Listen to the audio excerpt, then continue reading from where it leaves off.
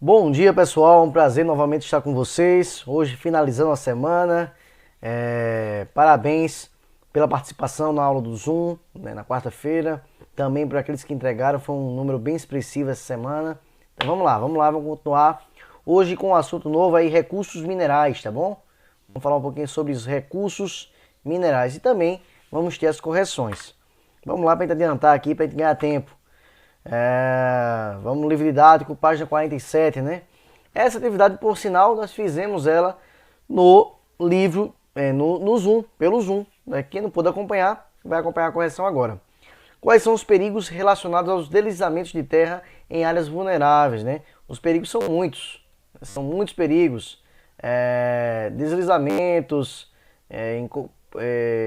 podem atingir áreas ocupadas por construções humanas. Gerando até inclusive mortes. Então, na aula a gente falou que realmente o maior risco de fato é o risco de morte. Próximo, cite ao menos 4 critérios, ou poderia ser até menos, né? Alguns critérios que podemos utilizar para analisar a situação de determinada área em relação ao risco de desabamento. Alguém falou que analisar o relevo, né, a declividade, tudo isso está certo, tá bom? Você pode lá analisar a declividade, o desmatamento, acúmulo ou não de lixo, a topografia, né, tudo isso você poderia analisar aí antes de construir nesses locais. Terceiro, letra A, pessoal. Como é a questão legal relativa ao estabelecimento de construções e encostas? As construções em áreas onde a declividade é elevada são regidas por lei. Então, precisa ser regida por lei, tá bom? Não é só chegar lá e construir. Por isso que há muitos deslizamentos de terra no país, porque há construções ilegais em locais que não deveriam ser construídos. Então, para se construir em áreas de encostas, tem que ser regido por lei.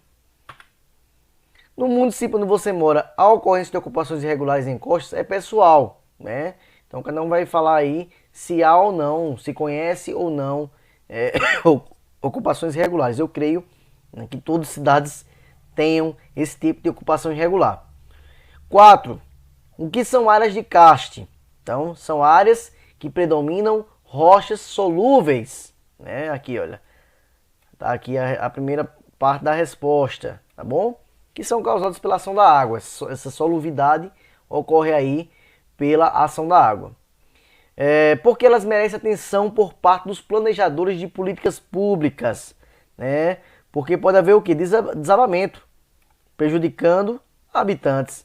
Então, esses sulcos que se formam no interior do subsolo podem causar desabamentos nas cidades, tá bom? Gerando até morte, também casos de morte.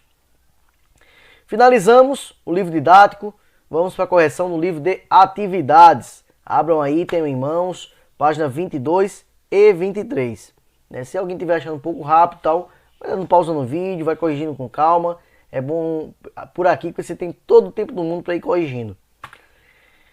Vamos continuar, pessoal. Vamos lá, nós estamos agora no livro didático. Observe a imagem ao lado. Ela mostra um típico solo de várzea na região amazônica. Então, a destaca aqui, é um solo de várzea, é um solo de planície, que durante a época das cheias, né, fica alguns meses embaixo d'água. Em relação à origem desse solo, ele é autóctone ou alóctone. É um assunto que a gente já estudou. Solos autóctones são aqueles que são solos formados, gerados, né, e permanecem até hoje no mesmo local. O solo alóctone, ele foi gerado em um local e foi transportado para outro local. Então a gente vê aqui que há cheias. Então há um agente transportador, né? Há um agente que, né, do relevo, um agente externo aí que leva, né, que transporta os solos, que são os rios. Então aqui esse solo, como é em planície, é um solo que alóctone, ele foi transportado para aí, tá bom? Então, em geral, são solos alóctones. Não tinha mistério essa questão aí. Próximo, pessoal. Observe a sequência de imagens a seguir. Tem uma sequência aqui, né? Uma dolina de colapso e aqui o desabamento total, né, da estrutura do relevo. Isso aqui é o karst, né? Você pode ver que é uma área aqui que há esse desabamento devido a ser uma área de karst. E o que é isso? A gente já respondeu no livro didático. É a mesma questão, é a formação geológica ou um conjunto de formas de relevo formado por rochas solúveis. Então essa aqui poderia ser a resposta, a mesma resposta lá do livro didático. O que pode ocorrer com a cidade quando uma cidade cresce sobre terrenos de karst? Desabamentos. Pode haver desabamentos, tá bom? Deixa eu ver aqui, ó. Podem causar danos às ruas, às casas e a outros estabelecimentos da cidade. Então, pode haver desabamentos aí e ser prejudicial para quem mora nas cidades. Então, finalizando, pessoal. Que paisagem é essa? É uma gruta, né? Uma caverna, uma gruta. Quem botou caverna, quem botou gruta, tá certo, beleza? Você já visitou alguma desse tipo? Então, se visitou, né, você responde. Vai respondendo aí de acordo com o que você já fez, né? Se você conhece, né, aonde foi, que aspecto você destacaria nela. Aí quem nunca visitou, bota um não e acabou a resposta. Finalizando, pessoal, a gente vai dizer quais são os tipos aí de exploração. Essa primeira é uma exploração turística, tá bom? Essa segunda imagem é uma ocupação intensa por construção de moradias. Você vê aí construção de moradias. Aqui, por exemplo, tem moradias, tá bom? Tá aqui destacando para vocês verem que existe moradias aqui. E nesse último é uma exploração mineral. Estão aí explorando o calcário, que é um tipo de minério. Então é isso. A gente conclui aqui a correção. Espero que vocês tenham saído bem. E vamos continuar aqui com a correção do desafio, né? Quero desde já parabenizá-los, aqueles que entregaram os 5 primeiros, né? Estão tendo uma pontuação extra aí. Então vamos lá. Era bem simples, né? Destacar aí os 6 continentes. Eu achei já um aqui, ó, Oceania. Tô sem fila aqui, tá bom? Tô procurando aqui automaticamente com vocês. África. Tá aqui, olha. Deixa eu ver se eu acho outro. Aqui Europa. Tá aqui Europa. Só faltam 3, hein? Temos a Ásia aqui, olha. Ásia. Temos a Antártica. Falta apenas mais um. Deixa eu ver se eu acho. A América. Tá aqui. Então seria apenas isso, pessoal. Achar e me entregar junto com a atividade. Então parabéns para quem fez. E vamos lá. Pessoal, hoje o assunto é recursos minerais, tá bom?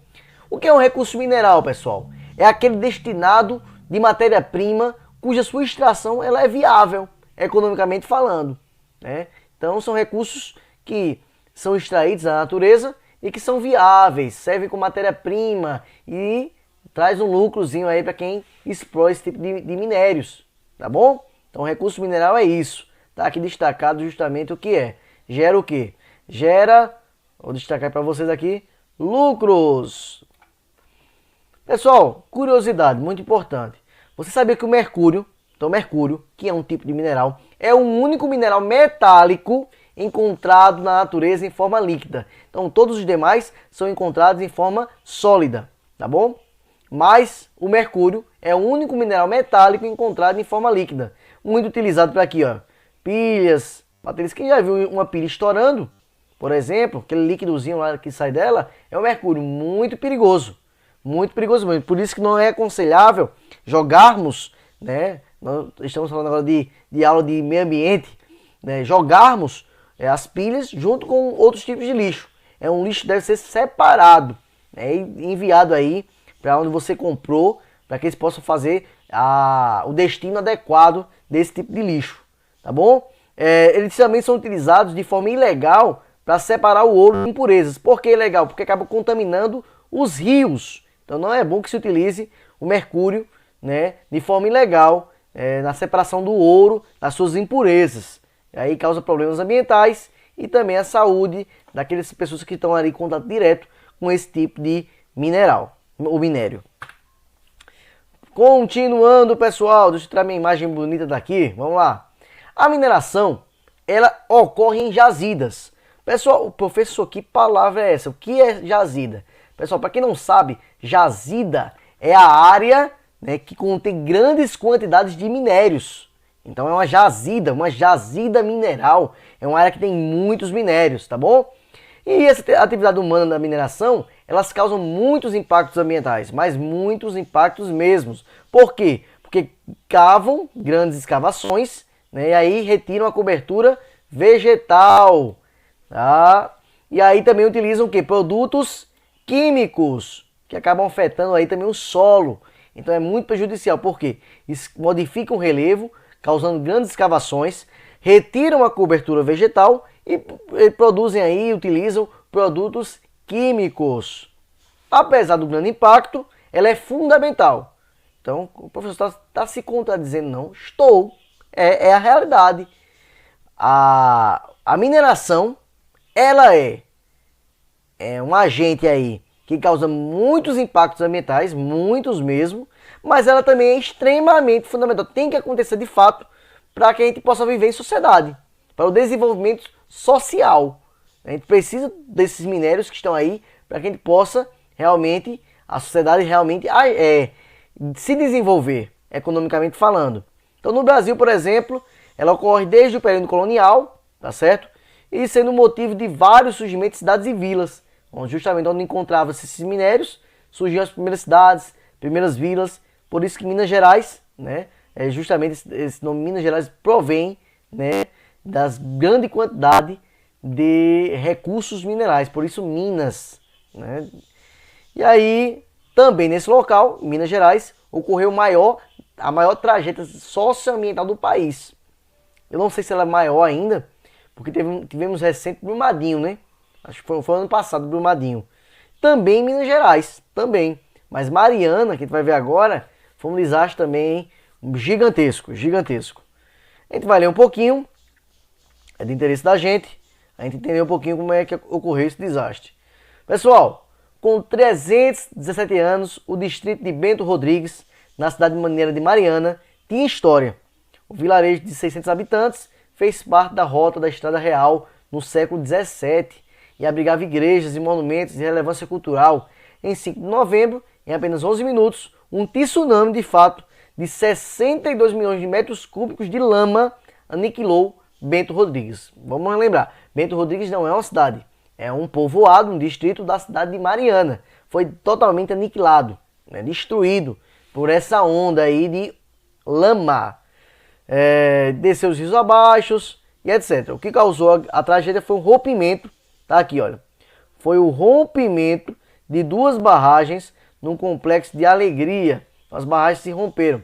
Professor, essa barragem era de água? Não, não é uma barragem de água.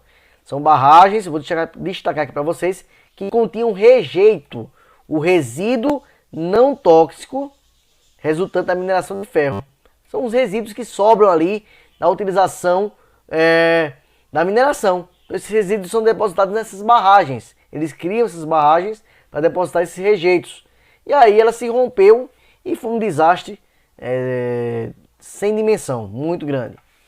Segundo a lei, as empresas que exercem atividades com riscos conhecidos, como a mineração, assumem o ônus. Então quem realmente deve bancar aí e pagar por tudo que aconteceu são as construtoras, aquelas que exercem ali as mineradoras, né? Que exercem o papel de extrair esses minérios, tá bom? Deixa eu continuar aqui embaixo, na próxima página. Deixa eu baixar aqui. Por isso, as mineradoras acabam assumindo o risco de usar os processos tradicionais. Além da tragédia humana, o desastre de Mariana teve um impacto ambiental difícil de se avaliar, né? A mineradora deverá arcar ainda com indenização às pessoas afetadas. Então aqui é um textozinho breve, depois vocês leiam aí com mais calma, que mostra aí o desastre ambiental em Mariana. Né? Quiser pesquisar, é muito importante vocês conhecerem um pouquinho dessa história. É recente, né? É recente aí, lembrar aqui, foi em 2015, ou seja, 5 anos atrás, ocorreu esse desastre ambiental, considerado o maior desastre ambiental do país.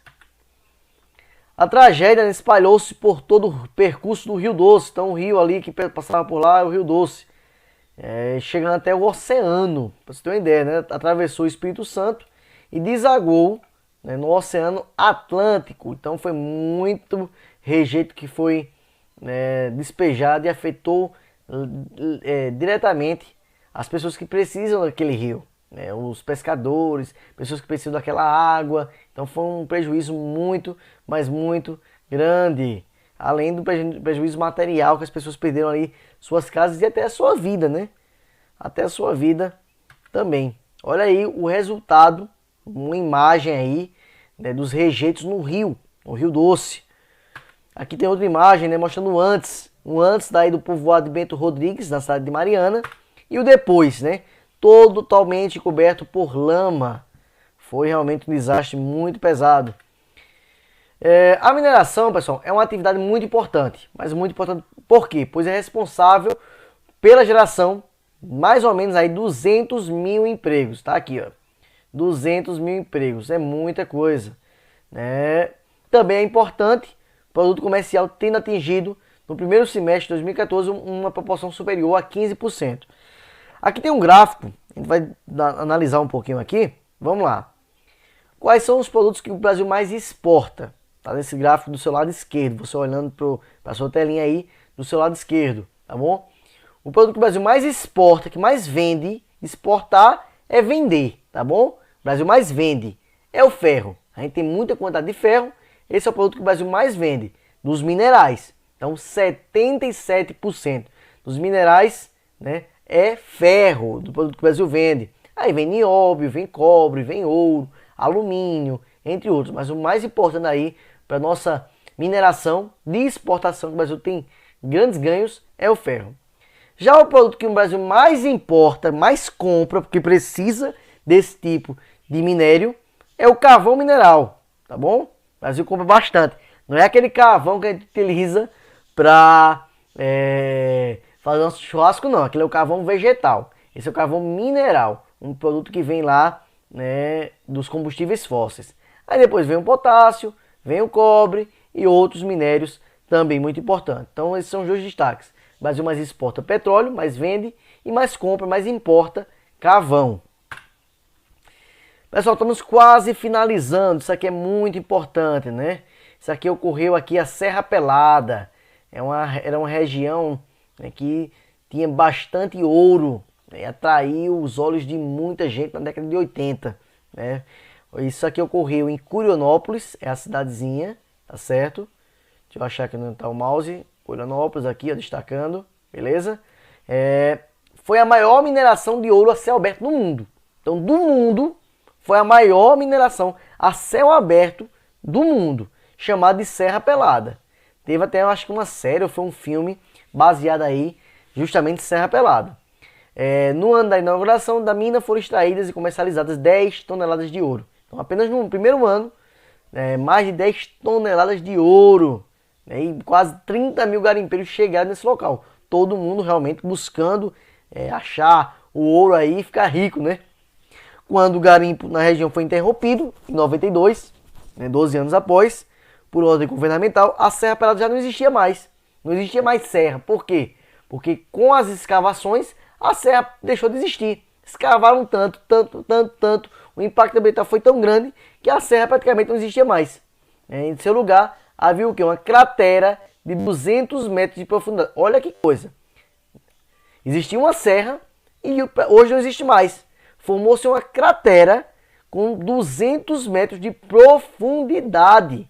Aí os rios foram poluídos com a utilização do mercúrio, a vegetação foi totalmente devastada dessa região e o relevo também foi praticamente destruído, né? Vocês viram aí, tá bom?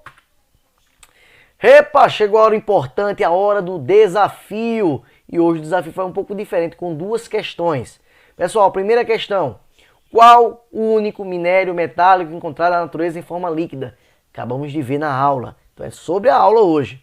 Segundo, qual o minério que o Brasil mais exporta? E qual o Brasil mais importa? São os dois. Primeiro o que mais exporta, depois o que mais importa e me entrega aí. Vou dar essa colher de chá. Pode ir fazendo a hora do desafio e me entregar. Mas eu só vou computar para ser dos 5 primeiros quando chegar também a atividade, tá bom? Então não pode só me entregar a hora do desafio. Tem que me entregar também a atividade. Se me entregar a atividade dentro do prazo, aí eu vou computar que você fez o desafio junto com a atividade. Beleza? Pessoal, qual é a atividade? É apenas o livro de atividades, tá bom? Vocês vão fazer aí o livro de atividades, página 25 e 26. Então, quando fizer aí, vocês têm que me entregar a hora do desafio, junto com o livro de atividades, o prazo para me entregar. Vocês têm um prazo até dia 5, até domingo, no máximo às 12 horas, tá bom? Quanto antes, melhor, porque vocês têm possibilidade de ficar entre os 5 primeiros e ganhar essa pontuação extra. Quem está me entregando posterior também não tem problema, ganha a pontuação do mesmo jeito, mas ganha menos, não vai ganhar mais, é igual esse 5 é dobrado, tá bom? É isso, pessoal, fiquem com Deus, até a próxima, tchau, tchau!